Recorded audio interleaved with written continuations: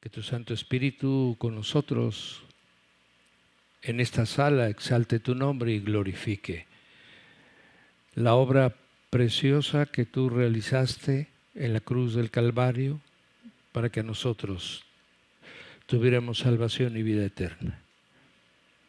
Ayúdanos, Padre, para que el sustento de nuestra fe, que eres tú, el Verbo, entendamos cómo te revelaste en las Escrituras, para que todos entendamos que la Biblia es tu revelación, que viene del cielo y que no es de hombres, que permanece y permanecerá para siempre, como tú mismo declaraste, que los cielos y la tierra pasarán, pero que tu palabra no pasará.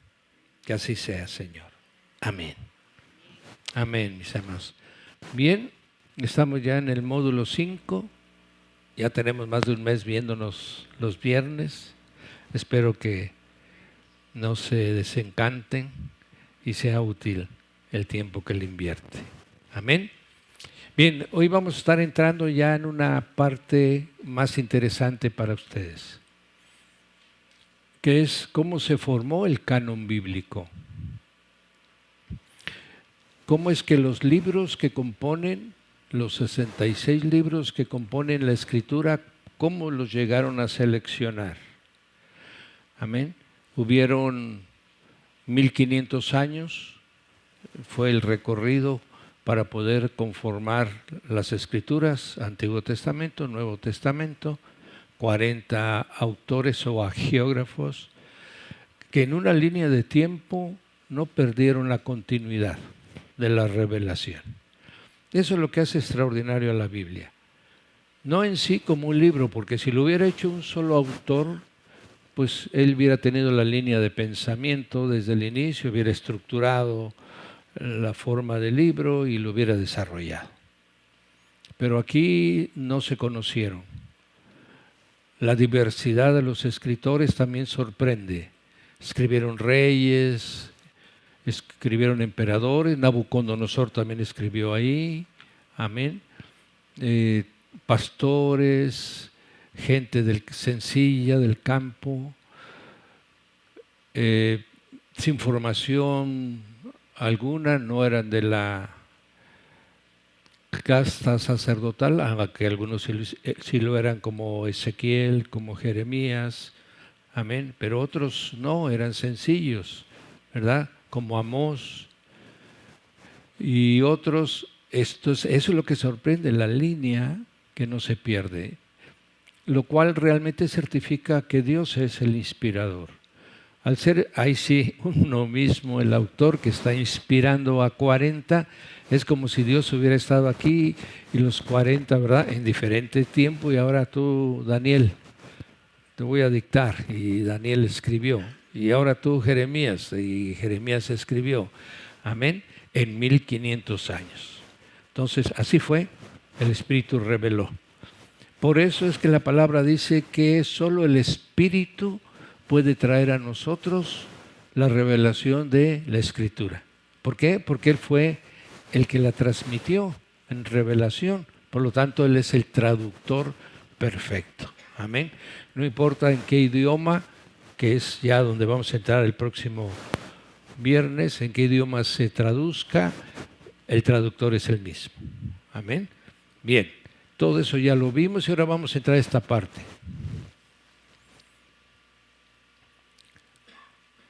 Vamos a ver un video de introducción, ¿verdad?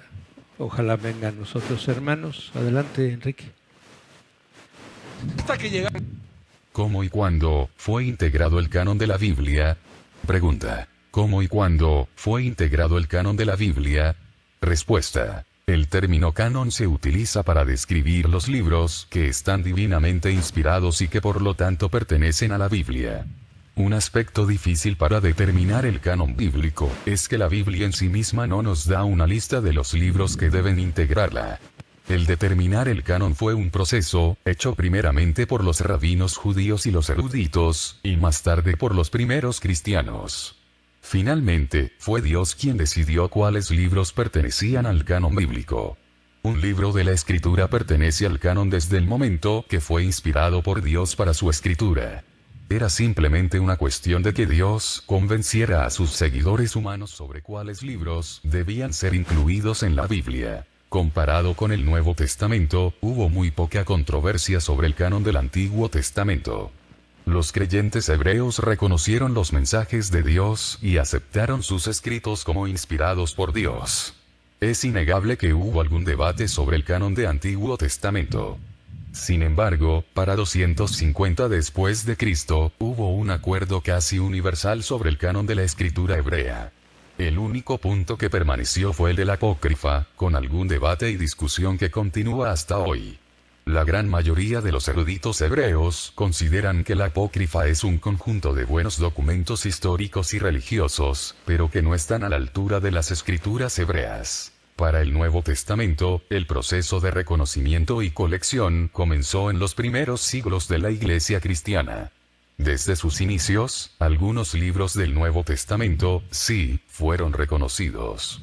Pablo consideró que los escritos de Lucas tenían tanta autoridad como el Antiguo Testamento. 1 Timoteo 5, 18. Ver también Deuteronomio 25, 4 y Lucas 10, 7. Pedro reconoció los escritos de Pablo como parte de las Escrituras. 2 Pedro 3, 15, 16. Algunos libros del Nuevo Testamento estuvieron circulando entre las iglesias. Colosenses 4, 16. 1 Tesalonicenses 5, 27.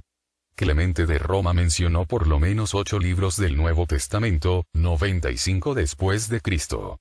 Ignacio de Antioquía reconoció cerca de 7 libros, 115 después de Cristo. Policarpo, un discípulo del apóstol Juan, reconoció 22 libros, 170, 235 después de Cristo. Los libros más controvertidos del Nuevo Testamento fueron Hebreos, Santiago, 2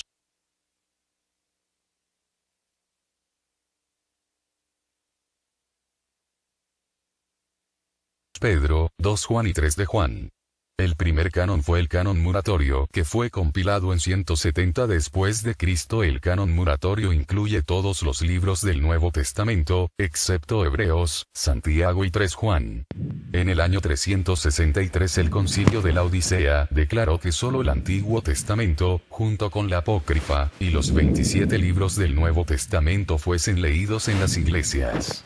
El Concilio de Hipona, del año 393 después de Cristo, y el Concilio de Cartago, del año 397 después de Cristo, también confirmaron la autoridad de los mismos 27 libros. Los concilios se basaron en algo similar a los siguientes principios para determinar si un libro del Nuevo Testamento era realmente inspirado por el Espíritu Santo. 1.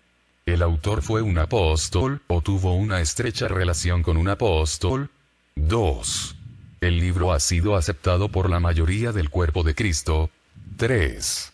¿El contenido del libro es de una consistencia doctrinal y enseñanza ortodoxa? 4.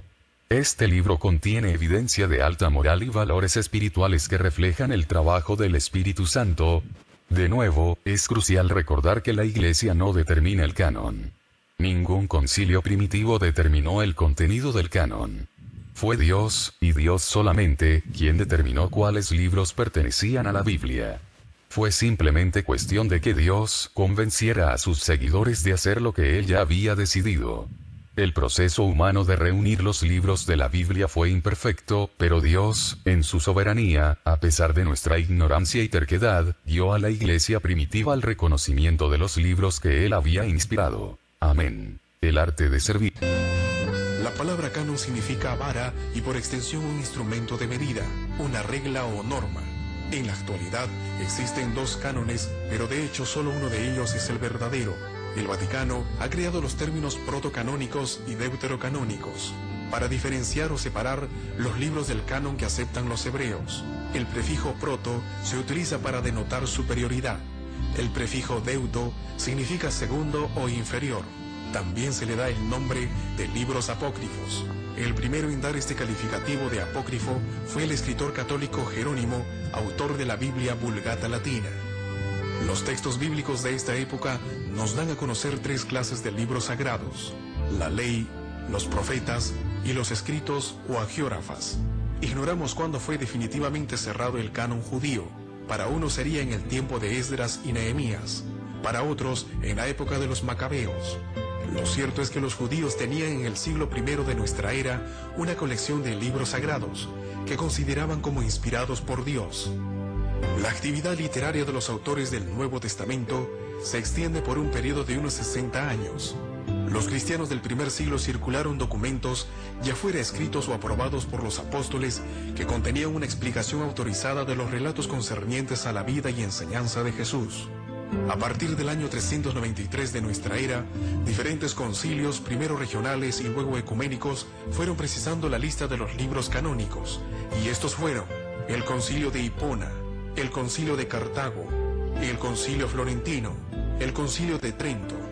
En este último, solemnemente reunido el 8 de abril de 1546, se definió el canon de los libros sagrados. Como los libros apócrifos no llenaban los requisitos establecidos por el concilio, este determinó que no tenían derecho a formar parte del conjunto de libros inspirado por Dios. Cuando se hizo la primera traducción de los escritos hebreos del Antiguo Testamento al idioma griego, fueron agregados estos libros apócrifos. La propia Iglesia Católica no los aceptaba como inspirados hasta antes del Concilio de Trento. Amén. Amén, amén, amén. Un poquito violento los videos porque eran muy largos. No me va a tocar hablar a mí. ¿Sí? Bien, entonces vimos ya el recorrido en el video que vamos a ir explicando ahora poco a poco. Entonces, las premisas existentes para integrar el canon. Bueno, canon, ¿qué es canon? Es una norma, es un estándar, es una manera de cómo medir que pasa el examen, la revisión de los estándares que uno ha determinado. Así que para que un libro formara parte de las Escrituras, tenía que pasar un análisis, ¿verdad?, que vamos a ver cuál es, para que se pudiera considerar como tal. Entonces, primero, para llegar al canon tuvieron que pasar varios siglos. ¿Por qué? Porque se fueron escribiendo los libros. Los libros no se escribieron en un periodo, sino que se escribieron a lo largo de 1500 años. Por lo tanto, se iban agregando los libros. Al principio solamente existían 5 libros, conocidos como la Torá, ¿verdad? La palabra Torá significa enseñanza, instrucción. Entonces la Torá es Génesis, Éxodo, Levíticos, Número, Deuteronomio. Esos 5 libros que nosotros le conocemos como Pentateuco, amén, eran los primeros que existieron en el monte Sinaí. Eso fue lo que instruyó Dios. Entonces, al principio, durante mucho tiempo, solamente el pueblo hebreo solamente tenía la Torá. Posteriormente se escribió el libro de Josué, ¿verdad?, de toda la conquista. Luego se escribió el libro de Jueces, Primera de Samuel, Segunda de Samuel, Primera de Reyes, Segunda de Reyes, Primera de Crónicas, Segunda de Crónicas, y así se fue ampliando el número de libros.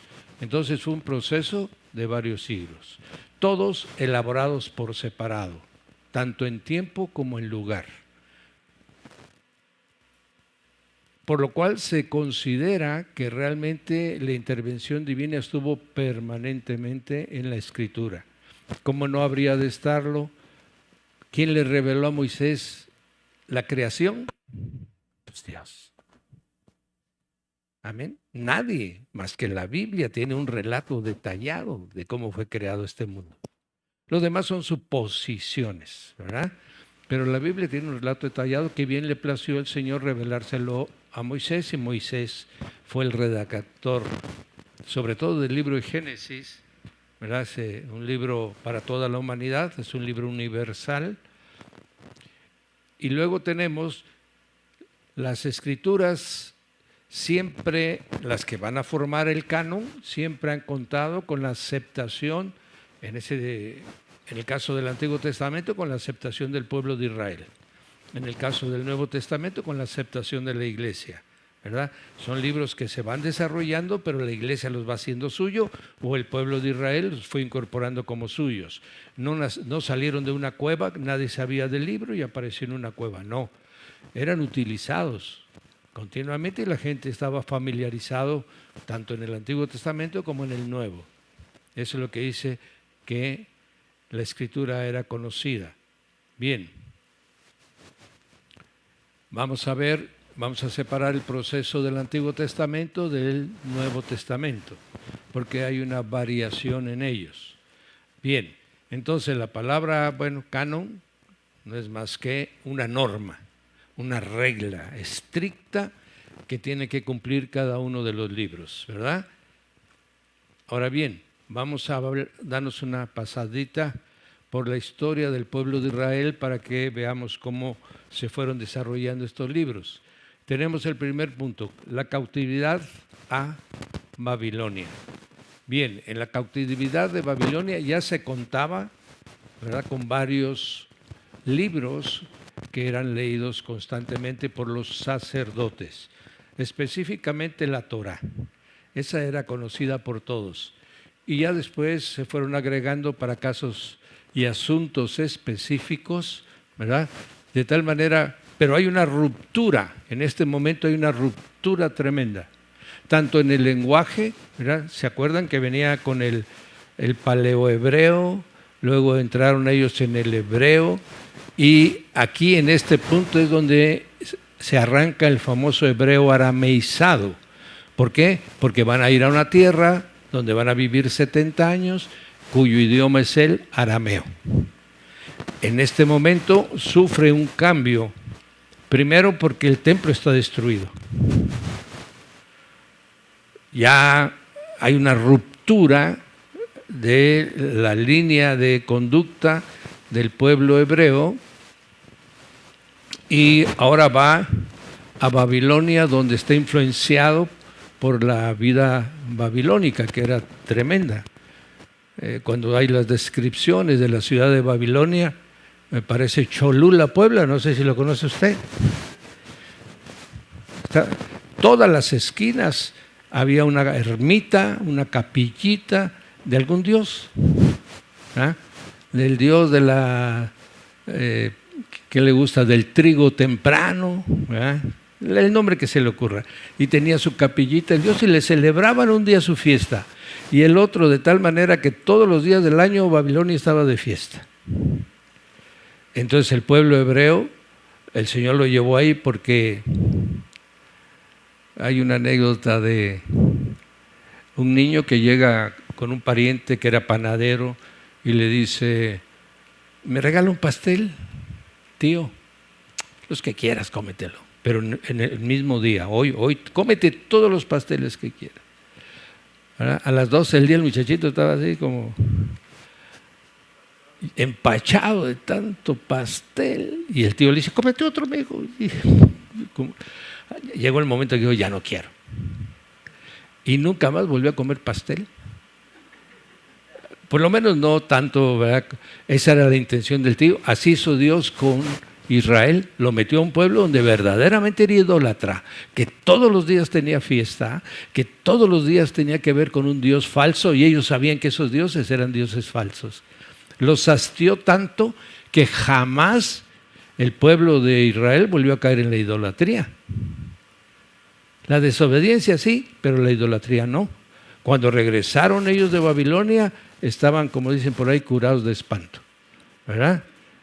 Entonces, esta marca una línea muy importante, porque en ese tiempo de los 70 años, obviamente el Señor destruye la ciudad de Jerusalén por su vida pecaminosa, apartada de Dios, desordenada, y ya se había perdido las normas. Entonces Esdras y Nehemías, en esos 70 años, más Esdras, que era escriba, se pone a recapitular todos los libros antiguos del pueblo de Israel y les da una nueva forma a las letras, y ahí prácticamente es el hebreo con el cual se escribirán de ahí en adelante las escrituras, de tal manera que recopila le da forma. Por eso decía el video que unos consideran que el canon del Antiguo Testamento nace con Esdras, ¿verdad? Sin embargo, hay otra versión que también se la voy a compartir. Entonces, vemos que la mayoría es llevado a Babilonia cautivo y quedaron los más pobres de la tierra, ¿verdad? Pero quedaron gente que siguió viviendo en el territorio de Judá. Luego, después de los 70 años, los medopersas conquistan Babilonia, ¿verdad? Tal y como lo había profetizado la Biblia. La Biblia había dicho que iban a capturar Babilonia sin, ahora sí, disparar una flecha. Que iban a encontrar las puertas abiertas y que iban a cruzar en seco el río Éufrates. Eran 3 cuestiones que decía la profecía y así fue. Los medos, con Ciro al frente, desviaron el río Éufrates, de tal manera que secó y pasaron caminando. Porque ese día, recuerden ustedes que capítulo 5 del libro de Daniel, está Belsasar celebrando su reinado, y mientras todos estaban celebrando, entraron todos los medos. Nadie les opuso resistencia hasta que llegaron al lugar donde estaba la fiesta. Y la fiesta se convirtió en velorio, ¿verdad? En duelo. Y todo tal y como estaba especificado, está escrito en una profecía bíblica. Los medos y los persas no influyeron en el enfoque de la religión de los hebreos, pero los babilonios sí. Los influyeron tanto que existe un tipo de literatura que casi no se conoce porque solo los estudiosos de las religiones. Una es la Cabala. La Cabala es el libro de magia del pueblo de Israel, que esa nace aquí. La Cabala es la relación de cómo los ángeles creadores fueron creando el universo y todo lo demás. Eso sabemos que es mentira. A eso se refiere la Cabala. Luego salió un libro que era la Mishnah, otro libro también que era nada más la opinión de los sabios. Ya para entonces no está concentrado solamente en la casta sacerdotal, sino que hay gente que ya se pone a estudiar y es la incipiente origen de los rabinos, ¿verdad? Pero ya empiezan a producir otros libros. Todo eso en Babilonia. Después llega Alejandro el Magno, que lo que hace Alejandro, ¿verdad?, es influir en la cultura, en los conceptos, pero sobre todo influir en el idioma. Entonces, el griego se convierte en una segunda lengua y de ahí vendría que el Nuevo Testamento se escribe todo en griego. Del Antiguo Testamento no logra influir más que con la Septuaginta, ¿verdad? Bien. Y Alejandría jugará un papel muy importante. Bueno, ya saben por qué se llama Alejandría, ¿verdad? Porque Alejandro la mandó a construir, no estaba muy difícil. Y entonces en un lugar muy especial, una ciudad que fue extraordinaria, fue un centro, inclusive durante todo el cristianismo temprano. Alejandría fue muy importante. Alejandría estuvo siempre en una disputa con Roma de quién era el que tenía la jerarquía más alta en el cristianismo, ¿verdad?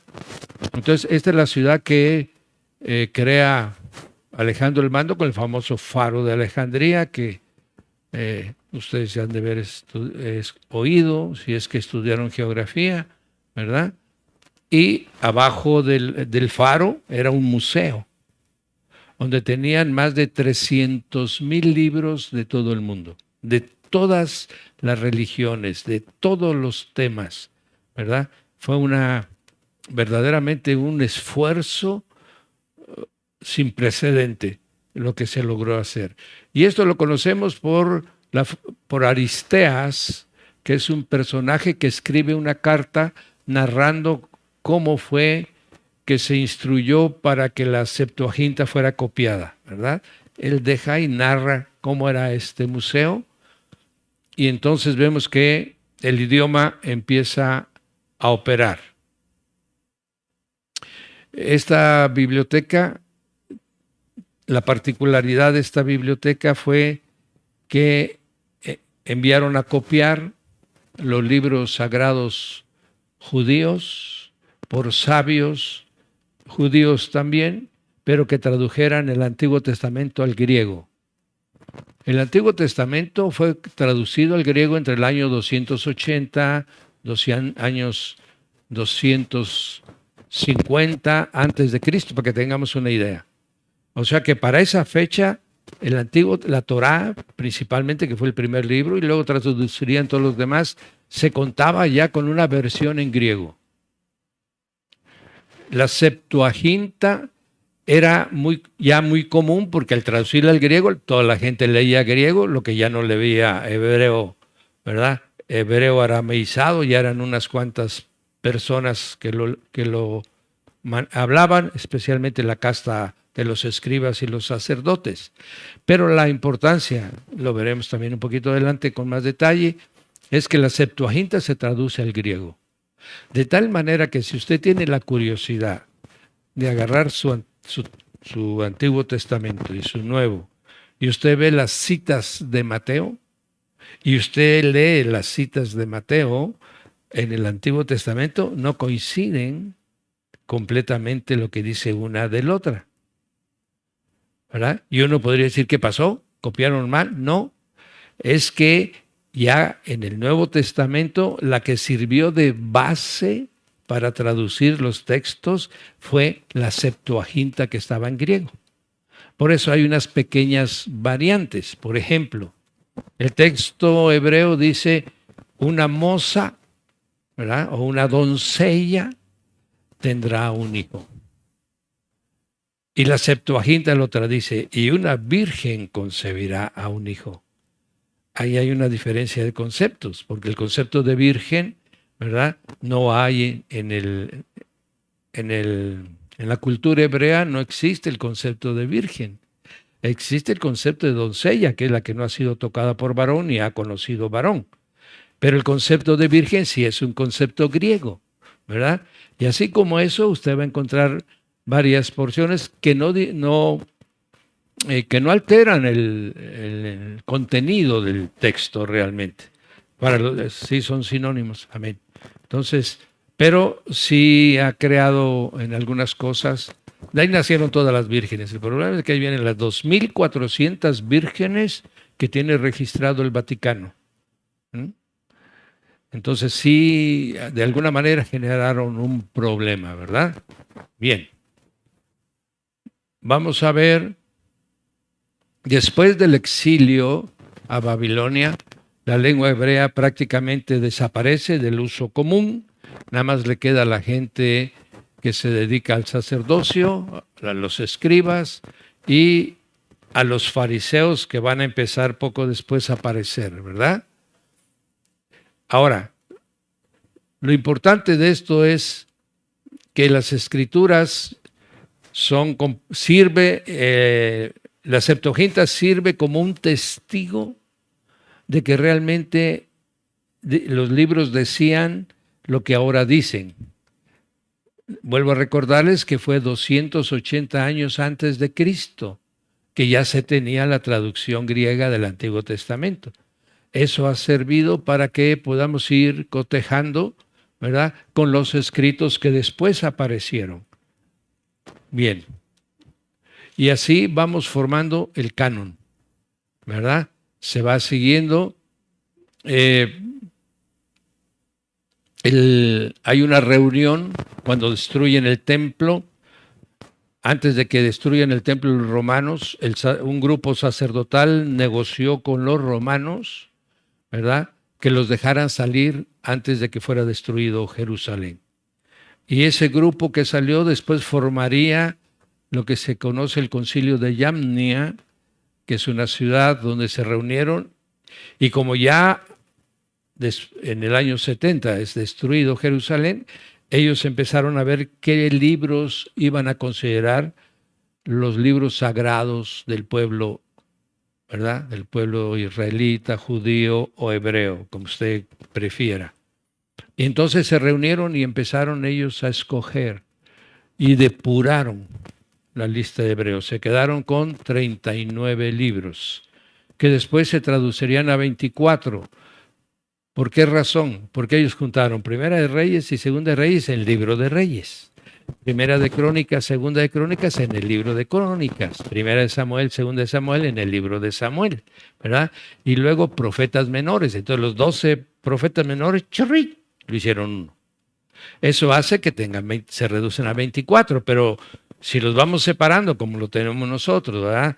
El libro de Habacuc, el libro de Amós, el libro de Ageo, pues ahí dan los 37 libros, ¿verdad? ¿Estamos? Esa es la razón. No es que uno falten ahora, no. Simplemente fue la forma como ellos decidieron ordenar. Actualmente los antiguos testamentos que ellos tienen, el nombre que le dan, ellos se llama Tanaj. Si lo quiere usted anotar. La Torá, los primeros 5 libros. Tanaj, todos los libros del Antiguo Testamento. Tanaj no es más que la inicial de los 3 grupos en que ellos dividen sus libros. La Torá, la T, ¿verdad? Luego los Nevim o los profetas y luego los escritos, ¿verdad? Y la inicial de estos 3 da el nombre de Tanaj. Bueno, el Tanaj quedó en el concilio de Yamnia, quedó definido y ellos al juntarlos decidieron que tenían solo 24 libros. Todo lo demás que se decía, ellos lo declararon apócrifos. Ellos, esto no es de los protestantes, que el católico cree que fuimos nosotros los que apartamos los apócrifos del Antiguo Testamento. No, es desde ese tiempo el concilio de Yamnia dijo, no hay otro libro revelado más que estos. Entonces el canon del Antiguo Testamento lo decidieron los rabinos judíos, ¿verdad?, en un concilio, ¿verdad? Para que ahí no tuvimos nada que ver nosotros. Bien. Ahí está la Tanaj con sus 3 rublos, la Torá tiene 5 libros, los Nevim tienen 8 libros y los Ketubim tienen 11 libros, ¿verdad? 11 y 5, 16 y 8, 24. Amén. Con lo que le estoy comentando, que fueron unidos. Sí, mijo. Ahora, los que quedaron afuera, y es prudente que ustedes conozcan bien el concepto de apócrifo, para que no los engañen. O no nos engañen, ¿verdad? Porque no estamos expuestos todos. Apócrifo significa que no es realizado por la persona a la que se le pretende adjudicar. Hace unos años, bueno, ya muchos años, pero hubo un escándalo por ahí del famoso Evangelio de Judas. No sé si ustedes recuerdan que National Geographic y Discovery Channel hicieron un escándalo que se había descubierto un nuevo evangelio. Amén. Y decían que era Judas. Judas nunca escribió no le dio tiempo, ¿verdad? Ni tiempo tuvo. Bueno, entonces aparecía por ahí un evangelio de Judas. Ellos son apócrifos, ni son de Judas ni ese evangelio. Amén.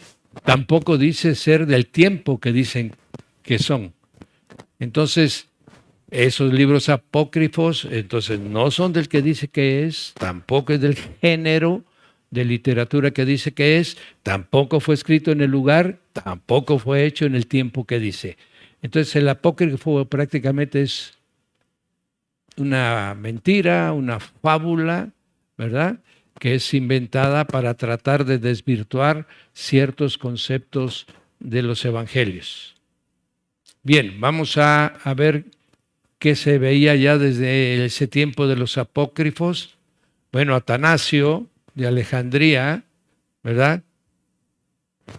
Él hablaba de estos libros, pero los consideraba como de cultura general. Sí, está bien, porque dentro de ese grupo de apócrifos, que pues vamos a ver, está por ejemplo los Macabeos, los 5 libros de los Macabeos, que es la guerra del año 160 al año, prácticamente al año 20 o 30 antes de Cristo. O sea que los 5 libros de los Macabeos nos dan a conocer 150 años de la historia del pueblo de Israel.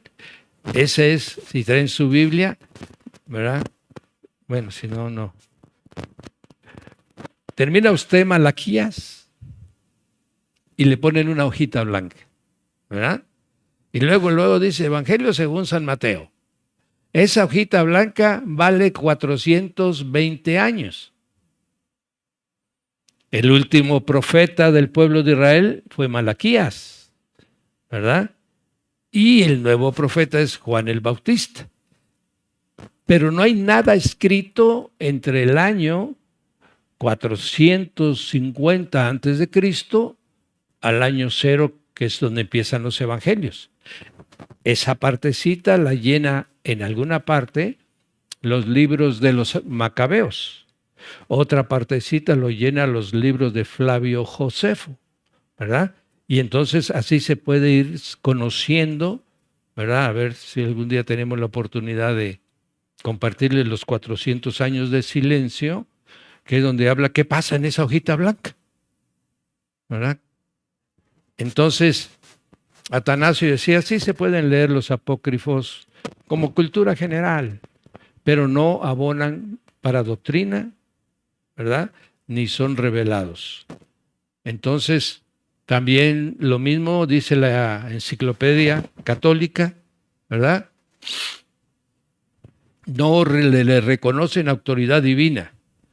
Por eso no sirven para formar doctrina al final. Eso lo dice la misma enciclopedia católica. Luego vemos, vamos a poner 3 ejemplos. Jerónimo es el autor de la Vulgata Latina.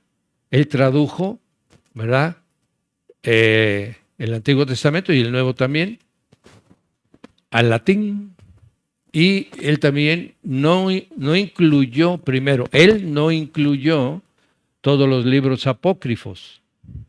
Sin embargo, después, por instrucciones del obispo de Roma, se incluyeron en la Vulgata Latina los apócrifos que tenía la Septuaginta. La que le dio origen a los apócrifos fue la Septuaginta, ¿verdad? ¿Por qué? Porque los judíos alejandrinos le dieron validez a estos libros y ellos formaron su códice alejandrino o su canon alejandrino, ¿verdad? En la que sí, como ellos eran de una mente pues un poquito más cosmopolita, ¿verdad?, siendo de influencia griega, pues ellos le daban lo mismo como ahora, ¿verdad? Bueno, está bien, aquí lo pongamos, luego lo revisamos si nos sirve o no.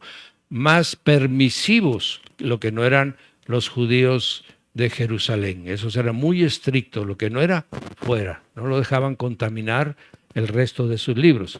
Pero los de Alejandría no, porque esos le daban cabida a toda corriente de pensamiento.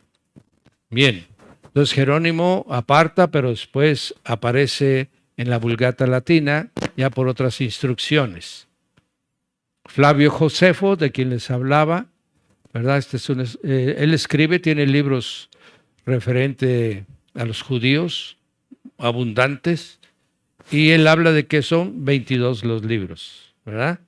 Entonces, vamos viendo que realmente los apócrifos nunca fueron considerados como parte de los libros sagrados del pueblo hebreo, ¿verdad? Lo mismo hace Martín Lutero. Cuando él empieza a escribir el Antiguo Testamento, empieza a hacer un estudio muy exhaustivo de todos los libros y su declaración al final fue la misma que la de todos los personajes.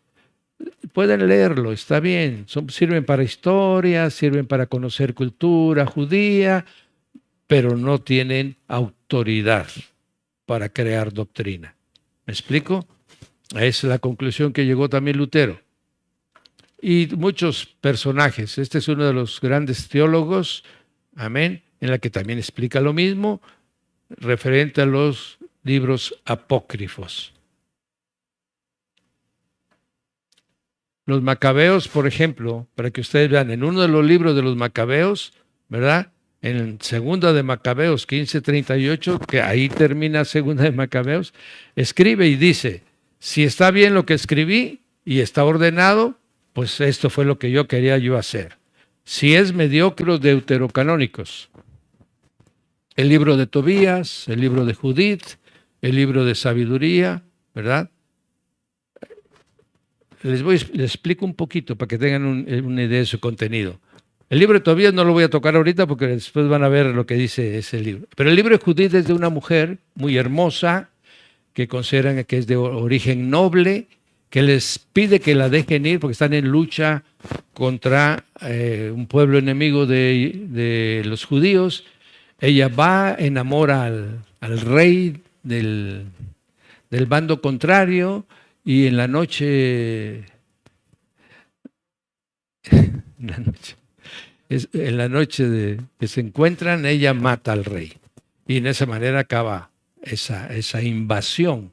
Eso es lo que narra el libro de Judith. Amén. El libro de Sabiduría es un libro es una ampliación que consideran que fueron escritos por los amigos de Salomón, ¿verdad? Obviamente que no, sino simplemente son recopilaciones de proverbios, dichos populares, etcétera. Luego viene el libro del Eclesiástico, amén, que también tiene contenido sobre cierta doctrina. Luego viene el libro de Baruch. Baruch era el escriba de Jeremías, ¿verdad? Y le asignan que él escribió un libro, pero su contenido, o Bel y el dragón, donde dice cómo Daniel se mete a un foso donde había una serpiente muy grande, ¿verdad? Y que le da una fruta, pero dentro de la fruta venía una estopa llena de un elemento para matarlo, y así mata a la serpiente. Amén. O sea, son fábulas. Amén. Y de esta manera es para que tengan ustedes el contenido. Ahora vamos a ver, todo esto, mire usted por qué un libro apócrifo no forma parte de los libros. Vamos a leer una porcioncita de Tobías. La historia de Tobías es un joven. Bueno, el padre le dice al hijo, ve a tal lado y ve a cobrarme un dinero que le dejé a tu tío que es prestamista, que me regrese ya mi dinero con los réditos y con todo. El hijo va y ve que la hija del tío está preciosa y se enamora de ella. ¿Verdad? Y el tío le dice, no, yo te sugiero que no te cases. No, ¿por qué? Porque ya se le habían muerto 5 maridos en la noche de bodas. Amén. Si fueras del oeste ya tuviera 5 rayas en la cacha, ¿verdad? Y entonces va, le dice al padre que él desea casarse con ella. Entonces el padre le dice, bueno, si estás decidido, vas a hacer lo siguiente. Y entonces les da una receta de brujería. Amén. Le dice, habiendo sido dado en matrimonio a 7, me quedé corto. 7, pensé que era la samaritana, que le ganó a la samaritana. 7 maridos. El maligno demonio Asmodeo, de ahí viene el nombre muy común que usted va a oír por todos lados, ¿verdad? De Asmodeo, de esos liberadores que hablan con los poseídos, ¿verdad? Dice, soy Asmodeo. Bueno, es este. Les había dado muerte antes que con ello hubieran tenido vida conyugal, y le decían, ¿no estás loca tú que ahogas a tus maridos? 7 has tenido ya y en ninguno de ellos has gozado. Él le respondió, o sea, son varios temas, ¿verdad? Sirven para que si un demonio o espíritu le atormenta a uno, quemándolos ante él, ya no vuelve a molestarte. Cuanto a la hiel, sirve para ungir a quien tuviese cataratas, pues con ella quedarás curado. En cuanto lo huela el demonio, huirá y no volverá por los siglos de los siglos. Él, recordando las palabras de Rafael, ¿quién?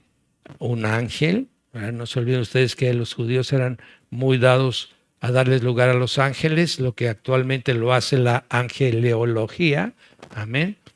Tomó un brasero y poniendo encima de las brasas el corazón y el hígado del pez, hizo humo y el demonio En cuanto olió aquel humo, huyó al Egipto superior, donde el ángel, ¿qué ángel? Rafael, lo ató. Esa es brujería. Es imposible que un libro sagrado pueda tener eso. Esa es la razón por la que dicen, este no puede formar parte del canon. Amén. Este es uno de los ejemplos más vivos. Dentro de los Macabeos hay un libro que habla de que se puede orar por los muertos, por los difuntos. De ahí está la creencia de las misas de difuntos. ¿Sí? Cada que usted ve y discute con un católico, ahí está, como aquí está, el Macabeo tal, fulano y tal, la que dice. Entonces dio origen, ese libro que es apócrifo, que no forma parte de los libros sagrados, dio origen a una doctrina, la de la oración por los muertos, ¿verdad? Entonces eso nos va dando a entender el por qué fueron separados. Bien, bueno, esto ya esperamos que un día podamos compartirlo. Con todo lo anterior, la lista universalmente aceptada por los judíos rabínicos son los libros que integran la Tanaj, la cual es equivalente a nuestro Antiguo Testamento, las cuales incluso fueron usadas y citados por el Señor Jesús. Amén. Lo que yo les decía, que vinieron de la Septuaginta. Bien. Otra razón, en los libros apócrifos en la Biblia se le conoce como deuterocanónicos, o sea, de un canon menor. ¿Se acuerdan de la palabra proto y la palabra deuto?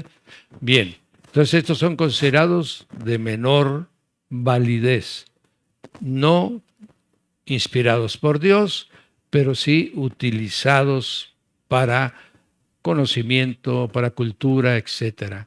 Amén. Y tenemos varios textos, ¿verdad? Le estoy poniendo así, no vamos a estudiarlo porque no es la intención, cómo aparecen en uno, ¿verdad? Cómo aparecen en otro, y las variantes de las palabras son muy pocas, ¿verdad? Pero están representando lo mismo en la traducción del Antiguo Testamento a la Septuaginta. Bien, la estructura del Tanaj. Aquí está, ahí lo tienen ustedes, fue de lo que hablamos, son la Torá, ¿verdad? 5 de la Torá, 8 de los Nevín, 11 de los Ketubín. Esa es la estructura. Amén.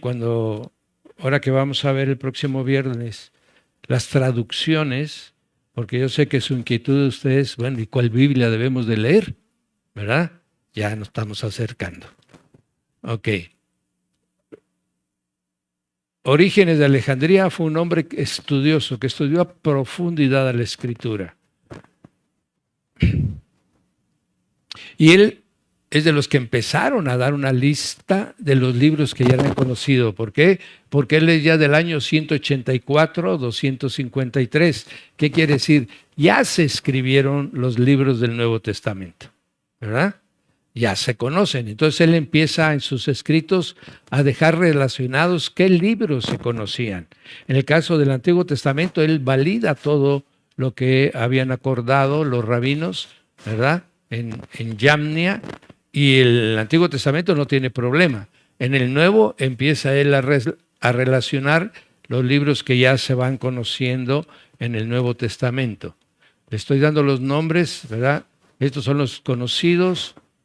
Si usted lee la historia de la iglesia, los va usted a conocer como los escritos patrísticos, que son los famosos padres de la Iglesia Católica, no de la nuestra. La de la nuestra es Jesús de Nazaret. Para los católicos es Orígenes, Irineo, ¿verdad? Todos esos escritores, Justino Mártir, Tertuliano, etc. Jerónimo de Estridón también explica, amén, algunos libros que él considera y los otros los dejó afuera. Amén. Este Jerónimo es el que traduce por primera ocasión la Biblia. Amén. Entonces, ¿recuerdan esto que dice Romanos? ¿De qué sirve ser judío? Y Pablo contesta, primero, que les fue encomendada la Escritura. Amén. El celo con que el pueblo judío guardó el Antiguo Testamento no fue el mismo celo que guardamos nosotros con el Nuevo Testamento. Amén. Sin embargo, fueron tantos los escritos del Nuevo Testamento que se pudo rehacer prácticamente en originales lo que se había escrito, ¿verdad? Pero no se siguió ese celo que se tenía del pueblo judío. Ellos prácticamente en ese punto pueden decir, cumplimos. Amén. Bien. Todo esto con todo lo que hemos comentado, entonces vemos que lo que usted tiene en su Biblia, esos son los que acordaron en el concilio de Yamnia. Usted puede tener la certeza que su Antiguo Testamento es lo que los hebreos conocen como el Tanaj, ¿verdad? Son semejantes en número de libros, con tal vez otra colocación de los libros, pero ahí podemos tener la certeza. Además, nosotros ahí, pues realmente no tenemos ninguna responsabilidad, pero todo está bien. Entonces, el Antiguo Testamento está bien. Ahora vamos a hablar del Nuevo Testamento, que es lo que usted y yo creo estamos más interesados. ¿Cuándo fueron reconocidos? Bien, bueno, si no traen Biblia y si traen, qué bueno. Colosenses 4:16. Si pudieran leer conmigo Colosenses 4:16, van a entender cómo se fue formando el Nuevo Testamento. El Antiguo Testamento tuvo mucho tiempo, ¿verdad? Desde Moisés hasta el tiempo de la Septuaginta. Tuvo más de 1000 años para que estuviera revisándose, checándose y todo. Lo que no pasó con el Nuevo Testamento. El Nuevo Testamento, el Señor muere en el año 30, ¿verdad? Juan el apóstol muere en el año 100 y en el año 140, 150 ya están corriendo todos los libros por las iglesias. Amén. O sea que el tiempo fue realmente breve, muy breve. Por eso es que podemos nosotros, eso nos da ventaja en el sentido de que se pudieron copiar con mucha rapidez lo que se había escrito y se pudo conservar, ¿verdad? Bien, Colosenses 4:16 dice, ¿verdad?, que ese escrito que le está escribiendo Pablo a los colosenses, dice, cuando terminen ustedes de leerlo, que lo lean los de la Odisea. Amén. Y el escrito que les envía a los de la Odisea, que se lo pasen a ustedes para que lo lean. Y esa era la forma como se iban transmitiendo los libros, las cartas. O sea, llegaban al origen, por ejemplo, llegaban a Efesio. Los efesios copiaban la carta y le mandaban una a los hermanos de Filadelfia, a los hermanos de tal lado, copiaban la carta y así se las iban transmitiendo. Y así las iglesias iban teniendo un juego de la carta de los apóstoles, ¿verdad? En Primera de Pedro, esto es cuanto a Pablo. En Primera de Pedro 1:1, usted lee y va usted a ver a quienes les dirige la carta Pedro. Y entonces usted va a encontrar que dice que se los manda a los que están en el Ponto, a los que están en Galacia, a los que están en Capadocia, a los que están en Asia y a los que están en Bitinia. Ahí está diciendo que esa misma carta, él la mandó a cada una de las iglesias. La misma carta la copian y se la mandan a todos estos que él está señalando. Y es la forma como se difundían las cartas de los apóstoles. Y si usted lee en esa misma Primera de Pedro, capítulo 5, versículo 13, usted va a ver que dice que los saluda desde Babilonia, ¿verdad? De este pedacito que le estoy leyendo yo, es donde se ha aferrado los católicos para decir que Pedro estaba en Roma. Y uno dice, bueno, ¿pero por qué? ¿Qué tiene que ver Babilonia con Roma? No, es que en ese tiempo decían que Roma era Babilonia. Mentira. Amén. Eso fue muchísimos años después. Fue en el año 280, cuando empezó a verse que Roma se estaba desviando, ¿verdad? Pero para el tiempo que escribió Pedro, a Roma no la llamaban Babilonia. Pedro está en Babilonia. Amén. Porque la zona que Pedro evangelizó es la zona del Asia Menor. Amén. Por eso le dice a Ponto, Capadocia, Bitinia, Galacia, y se corre usted para abajo y está todo lo que se conoce como Babilonia o la tierra, esta tierra que está entre los dos ríos, ¿verdad? El Éufrates. Ahí es donde murió Pedro. Amén. Y aquí la palabra nos está diciendo que él saluda desde Babilonia. En Babilonia, después, toda esa zona empieza a escribir en arameo la palabra de Dios. Ahí es donde nacen los famosos Targumen. ¿Sí? Son escritos muy antiguos, en arameo 100%, y la hija de los Targumen se llama la Biblia Peshita. ¿Ok? Entonces, estamos viendo que sí, realmente Pedro llevó a esa zona de la Mesopotamia el Evangelio en la verdadera Babilonia. Amén. Entonces, vemos ahí cómo es que corren. Está en este idioma, lo traducen al griego, lo traducen al arameo.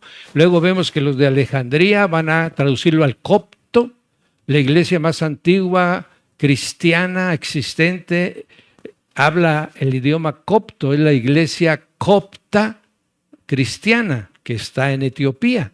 Esa es la iglesia existente más antigua del mundo. Amén. Y esa tiene todos los libros, los tiene en copto, ¿verdad? Que es un idioma que usa parte del Egipto. Y entonces vemos cómo la escritura se va cambiando nada más de idiomas y va corriendo de un lugar para otro, y así se van formando la lista de libros que van a ser necesario que se determine quiénes cumplen con el canon, ¿verdad? Quiénes pasan la regla. ¿Para qué? Para limpiar tantos libros que a uno se le ocurría escribir, al otro también, ¿verdad? Pero que no eran revelados en forma divina o inspirados en forma divina. Amén. Todo lo que hable en el Nuevo Testamento, que usted lee, donde usted pueda leer escritura, la palabra escritura se refiere tanto al Antiguo Testamento como a las cartas que ya habían escrito los apóstoles. Amén. Bien. ¿Pasamos, mijo?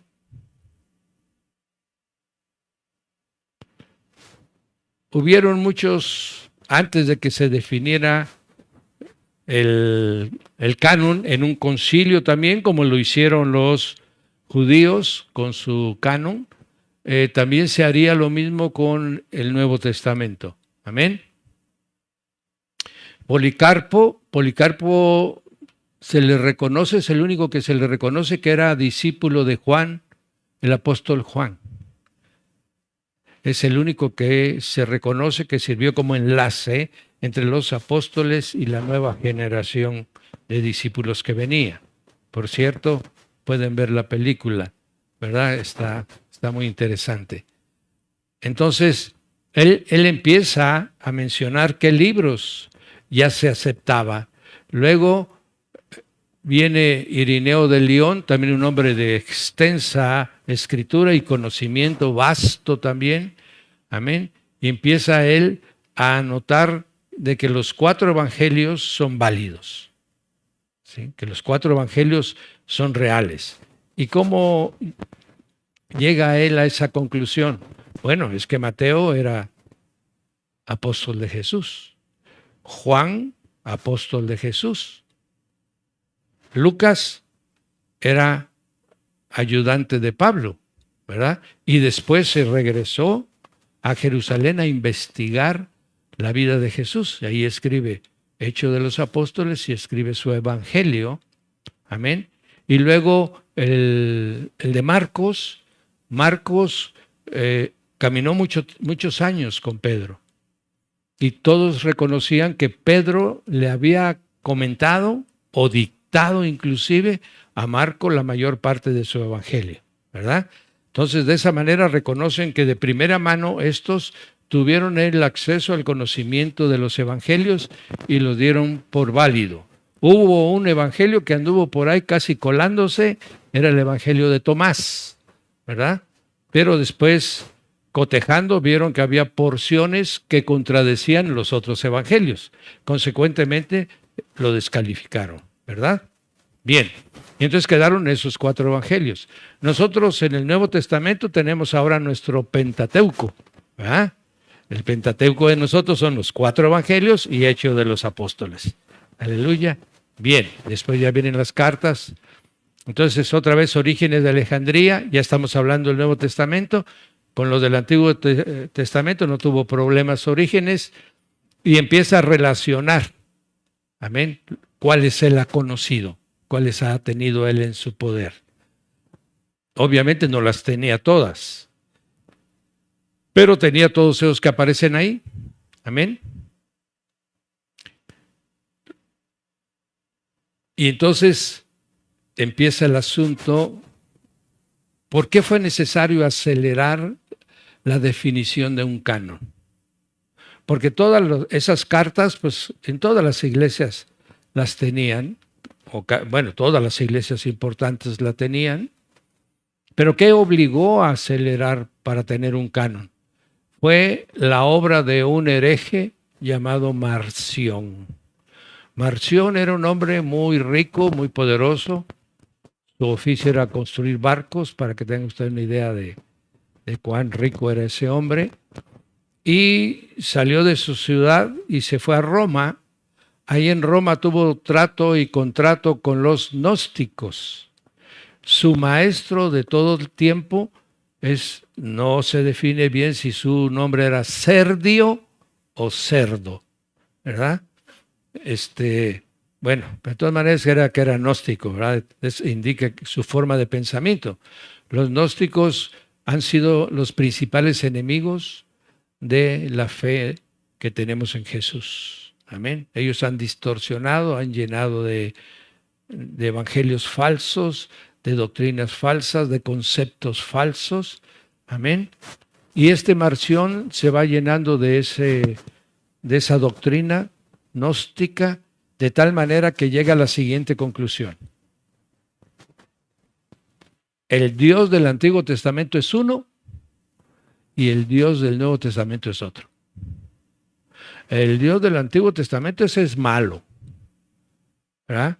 Mata a todos los pueblos, exige sacrificios, pide sangre, ¿verdad? Castiga a sus hijos. Dice, pero el del Nuevo Testamento dice, nos mandó a su Hijo.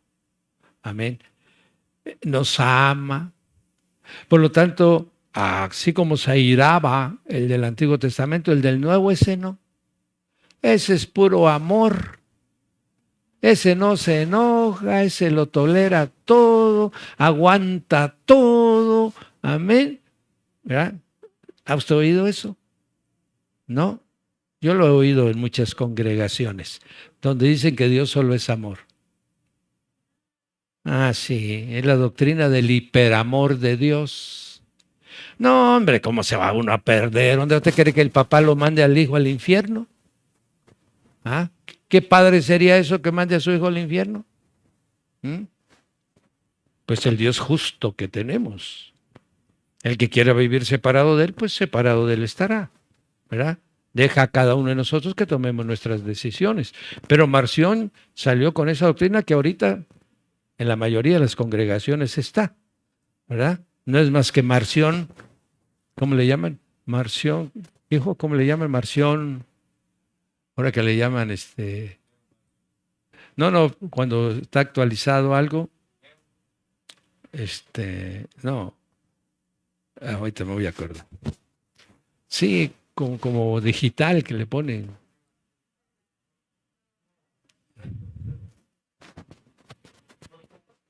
Sí, Marción 22, versión 22.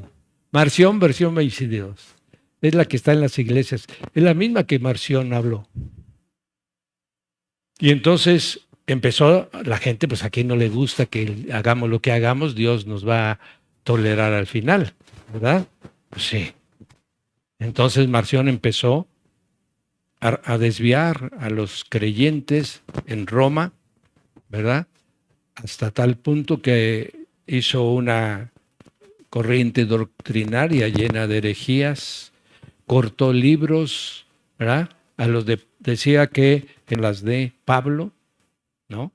Y que el único evangelio correcto era el de Lucas, ¿verdad? Todo lo que escribieron los judíos en el Nuevo Testamento estaba contaminado. En fin, una revolución. Tanto que lo corrieron de Roma, lo expulsaron de Roma, pero él siguió a donde se fue, siguió porque era un hombre de muchos recursos y tenía lugares muy especiales para la gente, les daba de comer, ¿verdad? Los ayudaba, les daba ropa, les daba hospedaje, pues obviamente que era muy popular, ¿verdad? Entonces, debido a este Marción, pasaron dos fenómenos. Uno, es necesario que tengamos un grupo de libros en la que todos estemos de acuerdo para que no lo estén recortando cualquiera que venga con su doctrina. Y segundo, Marción enemistó a Roma con Pablo. ¿Por qué? Porque Marción quiso imponer a Pablo como el único y verdadero apóstol. Entonces Roma se volvió contra él y esa es la razón por la que en Roma usted va a ver que a Pablo casi no le hacen caso. Es Pedro, ¿verdad? El que nunca estuvo en Roma. Pero resulta que él es. ¿Por qué? A raíz de toda esta contienda que hubo con Marción. Bien. ¿Qué criterios se utilizan para saber que puede pasar el canon? Uno, debe tener autoridad apostólica. ¿Qué significa eso? Que o lo escribió un apóstol o lo escribió alguien que anduvo con el apóstol. Amén. Esa era la condición fundamental. Entonces, pues vemos que Pedro, pues apóstol, Pablo, apóstol, ¿verdad? Santiago, pues, hermano del Señor, el otro Judas, hermano del Señor también, ¿verdad? Juan, apóstol. Entonces, todos los libros que tenemos del Nuevo Testamento fue escrito por un apóstol o por alguien que estuvo íntimamente ligado con ellos. Bien. Segundo, deberían de contar con la regla de fe u ortodoxia. ¿Qué quiere decir esto? Que estaba estrictamente de acuerdo a las enseñanzas de Jesús. Tenía que estar estrictamente de acuerdo a las enseñanzas. Por lo tanto, ¿cuáles fueron los libros que sirvieron de referencia? Los evangelios, que fueron los primeros que se escribieron en el año 55, ¿verdad? Y el año 65 ya teníamos el Evangelio de Mateo, el Evangelio de Marcos y el Evangelio de Lucas. El más tardío fue el Evangelio de Juan. Por eso el Evangelio de Juan es tan diferente con los otros tres. Aquellos tres casi simultáneamente los escribieron, ¿verdad? Juan, pues ya habían dicho todo lo que tenían que decir y Juan dijo lo que los otros no habían dicho. Esa es la razón por la que es tan diferente Juan. Además de que Juan revela la divinidad de Jesús, que en los otros estaba un poquito no tan clara, ¿verdad? Bien, entonces, atrás, Enrique. Y la otra era que debería de gozar de aceptación en las iglesias, o sea, que eran libros ya conocidos. Por eso le leí lo de Pablo pidiéndole a los de Colosas que por favor le envíen a los de la Odisea las cartas, o Pedro demostrando a quienes les envió sus cartas. Entonces, todos esos libros eran escritos, conocidos por la mayor parte de las iglesias principales, ¿verdad?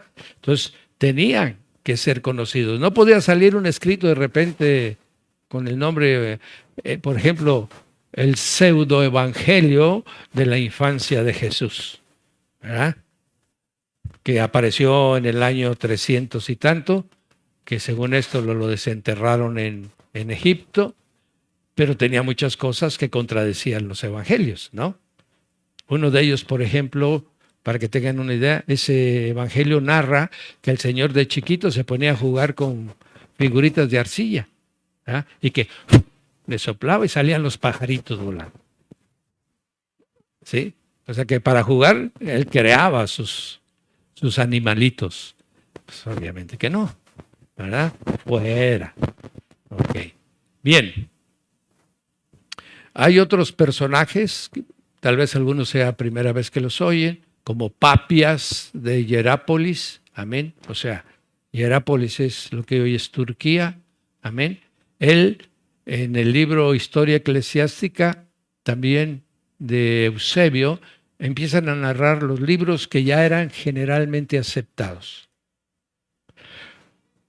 En la segunda porción, Enrique, el otro, amén, en el que tenían que tener de acuerdo a la ortodoxia, también les daban su revisadita. Este dice cosas que que el Señor Jesús no dijo, fuera, ¿verdad? Y así los iban separando. De toda la literatura que existía, fueron separando. Amén. Y llegaron a esta porción. Hubieron libros que estuvieron mucho tiempo en revisión, como es la segunda carta de Pedro, como es la segunda y tercera carta de Juan, que si ustedes ven tiene un lenguaje un poquito diferente. Eso los tuvieron como que no eran originales de Juan, porque en el tiempo de Policarpo había otro personaje muy conocido en la iglesia que se llamaba el anciano Juan, y consideran que era de él esas cartas, ¿verdad? Luego tenían la carta de los hebreos. Pues primero porque les tenían mala fe a los judíos, ¿sí? Porque los judíos persiguieron a la iglesia de una manera tremenda. Entonces cuando apareció esa carta, no, los hebreos no los metamos, pero más bien fue una animadversión que una negativa por su contenido, porque Hebreos es un super libro. Amén. Con Hebreos usted queda pero alineado, mi hermano, a lo que es doctrina. Con Hebreos no va usted a andar, ¿será que debo diezmar? Pero si Jesús nunca dijo que diezmáramos, lee Hebreo. Ahí te va a decir qué tienes que hacer. Amén. Oye usted, pero Jesús es el ángel de Jehová, lee Hebreos. Ahí te va a decir quién es Jesús, hombre, no andes inventando. Entonces, Hebreos es un libro de formación de doctrina muy sólido. Muy sólido. Amén. Bien, entonces todos ellos estaban en duda, y el libro de Apocalipsis. No les gustaba Apocalipsis. ¿Ah? Bueno, ¿qué le parece si le digo que tampoco le gustaba a Lutero? Lutero le costó mucho aceptar que Apocalipsis formaba parte del canon. Porque no, ¿cómo es posible que va a acabar el mundo? Amén. Sí, como no les gusta el juicio final, ¿verdad? Y todo lo que dice Apocalipsis. Pero todo eso fue superado. Y ya para el año 200, ya todos los libros que hoy forman nuestro canon ya eran aceptados. Le estoy dando una narrativa de toda la revisión que pasó, ¿verdad? No es de qué sugieren los de Alejandría, qué sugieren los de Antioquía, qué sugieren los de Cartago, qué sugieren los romanos, qué sugieren... No. Toda la iglesia lo revisó. De tal manera que para el año 150, 180 ya se contaba con todos los libros del canon. ¿Qué sería? ¿Pasamos, Enrique?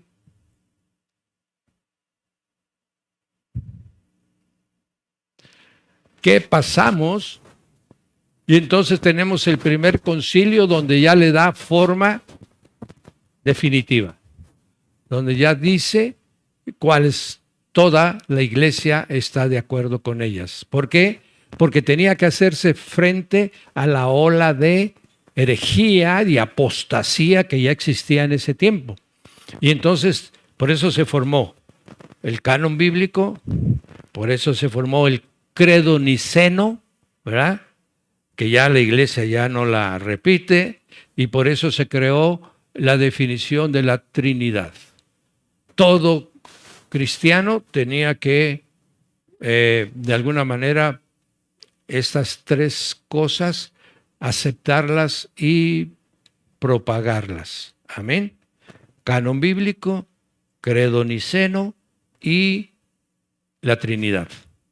Ahí fue donde todos, porque el ataque que empezó en ese tiempo es: Jesús no es Dios. Jesús es hombre maravilloso, el más grande de los hombres. Hijo de Dios, sí, pero no divino.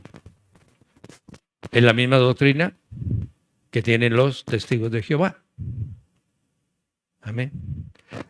Los gnósticos, Dios mandó a un ser creado por él desde el lugar donde estaba para que creara la tierra, y luego mandó a otro que los acompañara. ¿Ese credo cuál es? La que tienen los mormones. O sea, de todas las doctrinas heréticas de ese tiempo, en el siglo XIX volvieron a brotar.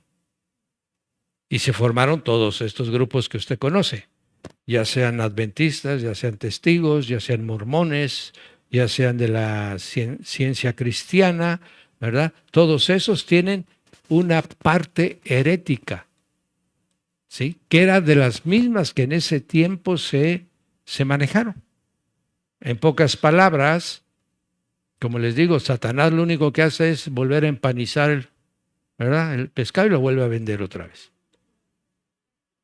Es lo mismo. Él no es creativo.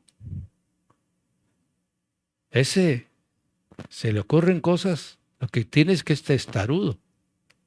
Y ahí nos gana. Pero creativo no es. Amén. Entonces todas las doctrinas que hay, la doctrina de la prosperidad, se practicaba en ese tiempo. Amén. Marción, sí, él la llevó a estatus importantes. Entonces, todas son lo mismo. Nos las vuelve a presentar como el hombre, el ser humano, sus concupiscencias las arrastra, ¿verdad? Entonces vuelve a engañar. Y como desafortunadamente, pocos leen la Biblia, entonces somos causa de engaño, ¿verdad? Eso nos pasa a todos. A veces a nosotros nos pasa con los aparatos electrónicos, ¿verdad? Así es el tamaño del manual para usar el aparato. Yo lo sé, y vamos a meterle el dedo por todos lados. ¿Verdad? Se descompone. Lo llevamos al radiotécnico. Nos cobran 1,000, 2,000 pesos y nomás le cambió una su chivita, pero como no sabemos, pues. Entonces así es con esto, por eso se renuevan constantemente esas doctrinas heréticas y apóstatas, ¿verdad? Por falta de lectura. Pero bueno, ya no es el caso de ustedes porque veo que los disipulan y ojalá les sirva esto que estamos compartiendo. ¿Ok? Bien. Aquí está ya esto ya lo señalamos, deben de tener autoridad apostólica, deben tener regla de fe y gozar de la aceptación de la iglesia. Y aquí tenemos, antes de que pasemos, ya estamos en la parte final. Entonces, vimos quiénes escribieron ¿se acuerdan en las anteriores pláticas? ¿Quiénes escribieron los libros? ¿Cómo fue evolucionando el idioma con que escribió los libros? ¿Cómo se utilizaron todos los materiales para escribir porciones de la Biblia? Para que nos garantizan que actualmente hay de aquellos, les llaman testigos muy antiguos, donde hay porciones bíblicas. Si juntamos las 15,000 ostracas, entonces juntamos varios libros de la Biblia, que estén escritos pedacitos en cada una de ellas. Vimos los materiales que se utilizaron, ¿verdad? Llegamos hasta ahí. Ahorita estamos conociendo cómo fue que se llegó a determinar la Biblia que tenemos. Entonces, la Biblia católica tiene el Tanaj, ¿verdad? Más los apócrifos. Eso forma su Antiguo Testamento. Y en el Nuevo Testamento ahí estamos iguales nosotros y los católicos. Nada más las traducciones, la diferencia, pero los libros son los mismos. Amén. Ahorita estamos viendo cómo formaron el canon, cómo se aceptaron los libros. Porque por ahí es muy común, dicen, hay muchísimos libros que dejaron afuera, ¿verdad? Que los católicos dejaron afuera o el Papa dejó afuera. No, el Papa no tuvo nada que ver con el canon bíblico. Los católicos no tuvieron nada que ver con el canon bíblico, no existía el catolicismo. Eso fue un acuerdo de la Iglesia, todavía.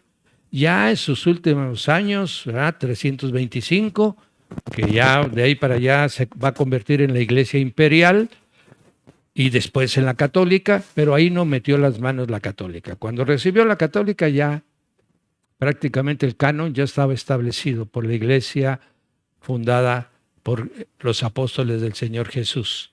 Y tenemos la certeza que esos están en códices. Cuando veamos las traducciones, van a ver ustedes todos los antecedentes de donde se han traducido la Biblia que tenemos en nuestras manos.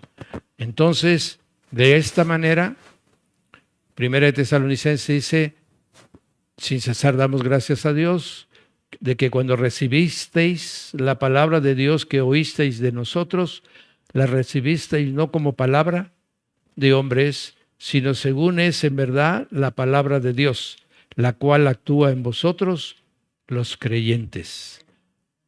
Pedro dice que esa es la palabra implantada, ¿verdad?, que nos dará salvación.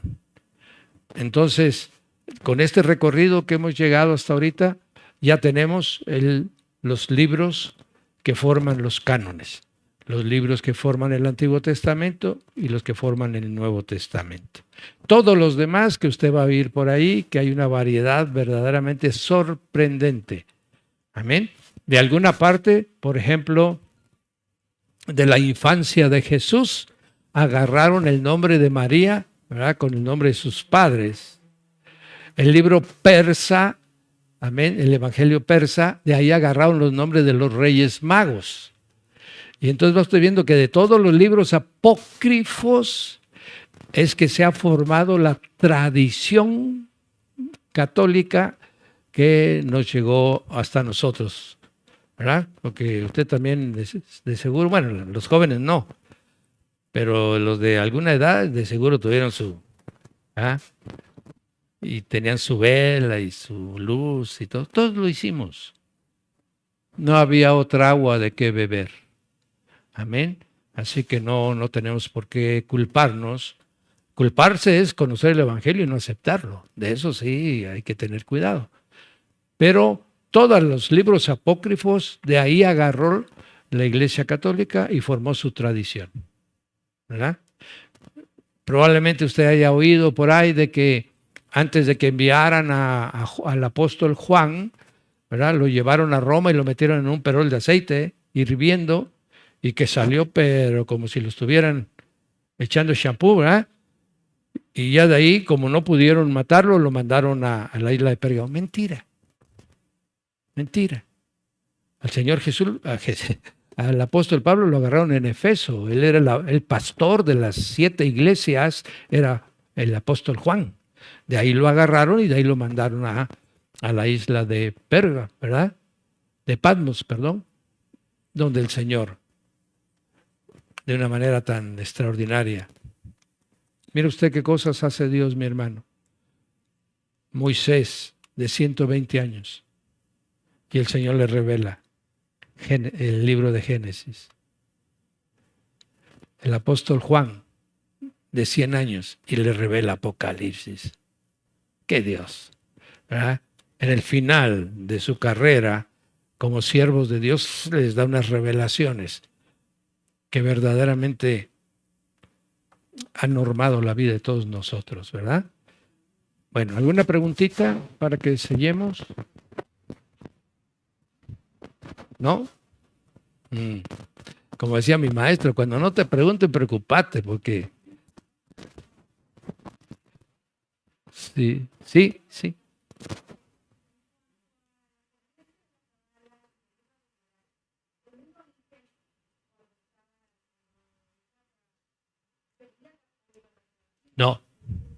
No, nunca.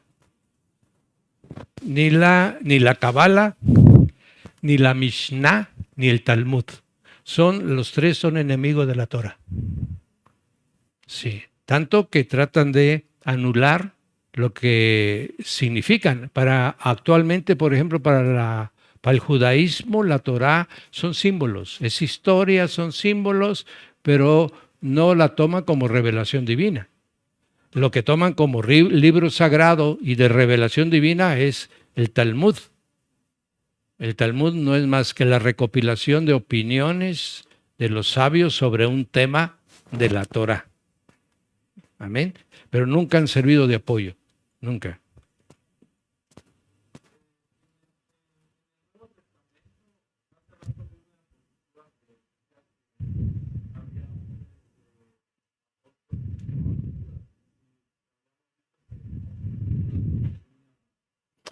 Bueno, ha de ser el hermano del Señor. El libro de Judas. Ese es el hermano del Señor, ¿no? Tiene el mismo nombre el otro, pero es pariente. Este sí es pariente. Judas. Sí, está antes de Apocalipsis. Ahí está el libro de Judas, que por cierto tiene un solo capítulo. Amén. Sí, ese Judas es el Judas bueno. Sí.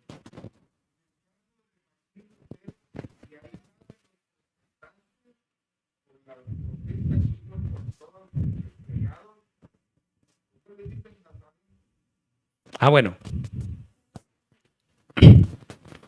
Primero, nos llaman protestante no por la protesta de Lutero, ojo, sino por la protesta que hicieron los príncipes alemanes a Carlos V por motivo de las tesis de Lutero. Pero no fue porque Lutero, sino que ellos hicieron una carta que le entregaron a Carlos V donde decían, protestamos de este y protestamos del otro. Entonces le dijeron a estos protestantes, protestan por todo. Amén. De ahí viene protestantes, que es como se nos conoce al principio, ¿verdad? Hasta el siglo, hasta antes del Vaticano II. Después del Vaticano II ya nos dicen evangélicos o hermanos separados, ¿verdad? Ya nos subieron, ya nos juntaron un poquito más. Aleluya. Pero por si no lo sabe usted, todos los que se separaron de la Iglesia Católica están excomulgados. ¿Ya vio? Usted está excomulgado. Amén. Eso todavía está vigente. Dicen que somos, las sectas son ellos, ¿no? Textualmente. Hay una definición de lo que es secta. Y cada uno de los puntos los cumple el catolicismo. El catolicismo es una secta del cristianismo. Amén. Nosotros somos una rama del cristianismo, que es diferente. Secta y rama son diferentes. Ellos sí son una secta. Y les voy a traer los puntos, amén, para que usted sepa cómo juzgar, para que cualquiera... Ellos dicen que nosotros somos los... Amén.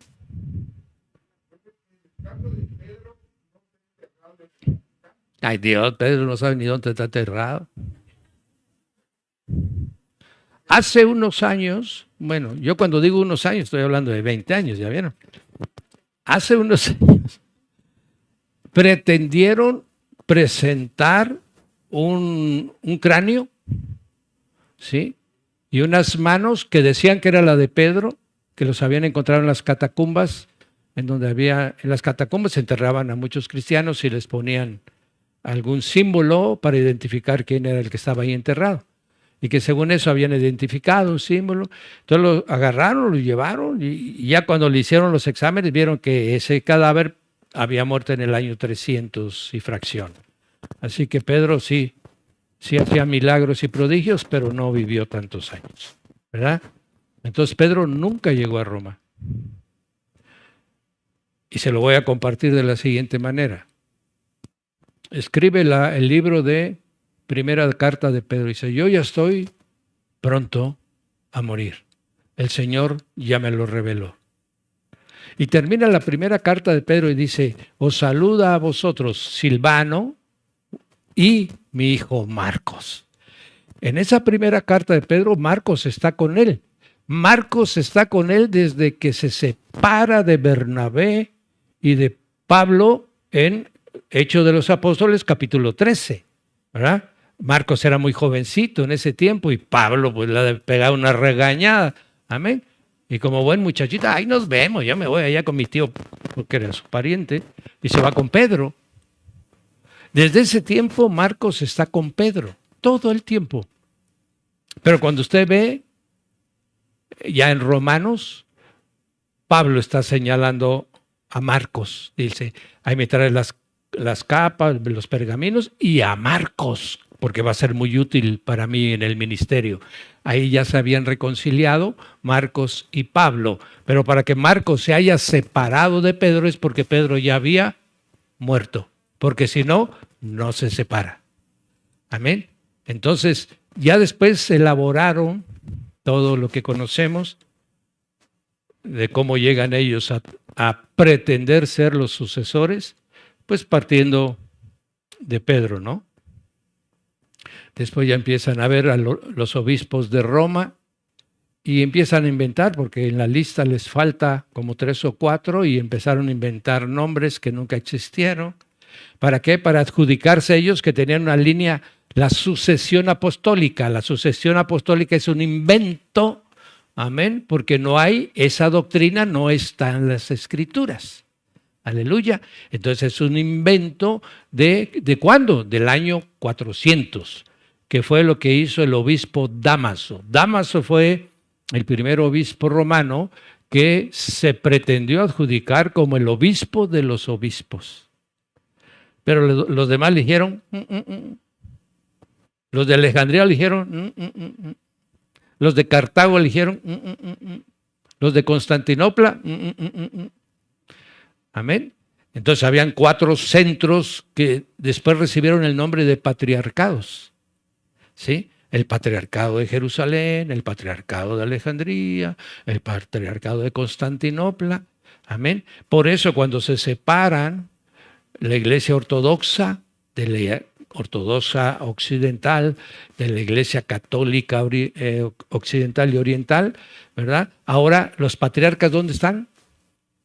Con la iglesia ortodoxa. Se llevaron el nombre.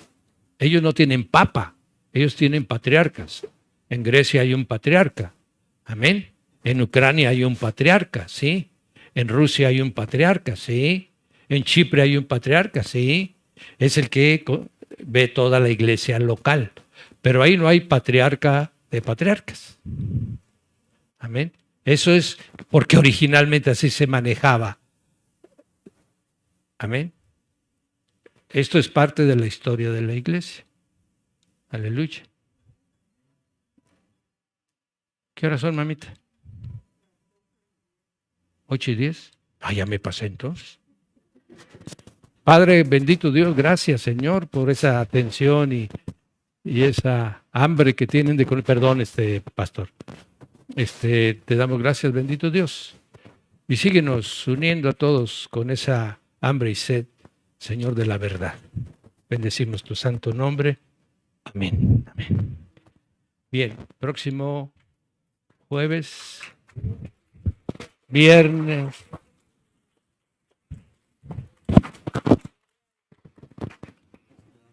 Amén.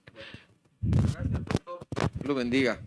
La verdad es que es muy interesante, ¿verdad? Y por eso no hay ningún problema. No hay problema. Gracias. Así que, ¿cuántos están alegres de estar acá, verdad? Los bendigo, siempre orando, ¿verdad? Aquí vemos la respuesta, ¿verdad? Ya que empezamos la academia, ya nos quedamos unos cuantos, ya nada más, ¿verdad? Pero nos da mucho gusto porque esto confirma que era de Dios, ¿verdad? Y por favor, un aplauso al Señor por la vida, Pastor Raúl, Pastora Ana María, su esposa, que nos bendice, ¿verdad? Con esa sabiduría y ese favor y gracia que Dios le ha dado. Bueno, quisiera pedirles...